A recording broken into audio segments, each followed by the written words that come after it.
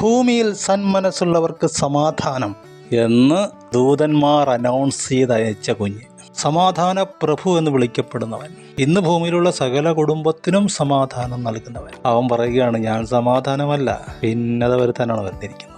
ഒരു വീട്ടിൽ 5 പേരുണ്ടെങ്കിൽ അപ്പൻ, അമ്മ, മകൻ, മകൾ, മരുമകൾ. 5 പേരുണ്ടെങ്കിൽ 3 പേർ 2 പേരോടും 2 പേർ 3 പേരോടും ചിത്രിച്ചിരിക്കും. തീയാണ് ഞാൻ തരാൻ പോകുന്നത്. എന്താണ് ഈ തീ? പേടിക്കണ്ട, മോശകണ്ഠം ഉൾപ്പെടപ്പിലെ തീയാണ്. അത് കത്തിക്കുന്ന തീയല്ല, വേദനിപ്പിക്കുന്ന തീയല്ല, നിന്റെ നഷ്ടങ്ങളെ നികത്തുന്ന തീയാണ്. യഥാസ്ഥാനത്തിന്റെ തീയാണ്. അപ്പന് മകന്റെ ഹൃദയം കിട്ടിയിരിക്കുക, മകൻ അപ്പന്റെ ഹൃദയം, മകൾക്ക് അമ്മയുടെ ഹൃദയം, അമ്മയ്ക്ക് മകളുടെ ഹൃദയം. മരുമകള് അമ്മായിയമ്മ എന്നല്ല വിളിക്കുന്നത്, അമ്മയെന്നാ വിളിക്കുന്നത്. അമ്മായിയമ്മ മരുമകളെ മോളെ എന്നാ വിളിക്കുന്നത്.